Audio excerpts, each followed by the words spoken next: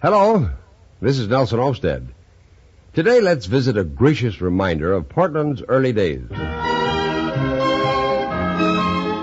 Now, here's Clint Gruber, our spokesman for Pacific Power. Welcome once again to Stories of Pacific Powerland, a presentation of Pacific Power and Light, the company that has been serving the electric needs of the region's homes, farms, and industries through more than half a century of progress and growth.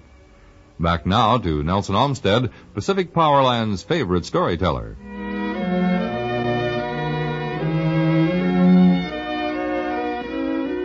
A few years ago, the people of the city of Portland had occasion to demonstrate that they love the past just as much as they love progress.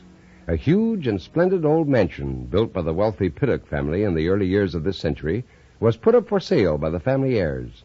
Tradition-minded Portlanders raised nearly $70,000, about one-third of the purchase price, through public subscription, in order to preserve the hilltop mansion.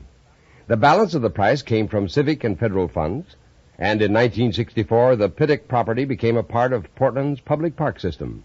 Now open to public view, the massive stone house displays many reminders of the grand and extravagant era which it represents. But to many Portlanders, the most nostalgic touch of all is the Henry Failing Room, authentically furnished with articles from the home of one of Portland's most influential pioneer citizens. On seeing the room, a visitor to the Pittock mansion might remark, "Now this takes a fellow back about as far as I can remember. I can still see that old Failing house right in the middle of what is downtown today. Fact is, it took the whole block where the public service building is now. Built in a French style, I guess you'd call it, with porte-cocheres for the carriages to drive through."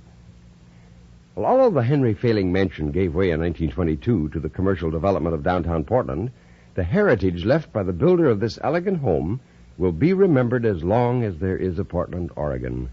Henry Failing came to Oregon as a youth of 17 in the year 1851. Henry and his father Josiah built a mercantile store near the waterfront, and both of them soon became active in the affairs of the growing community. Just 2 years after their arrival, Josiah Failing was elected mayor of the town, and young Henry took over the family business. While still a young man, less than 30, someone said, "Well, sure, Failing's a young man, but look at the success he's made already. We need that kind of man as our mayor. He's an honest, hard-working fellow, and he's not after glory for himself." Well, Henry Failing won the election of 1864, the first of 3 terms he was to serve as mayor of Portland. Only 5 votes were cast against him from the entire community of Portland the second time he ran.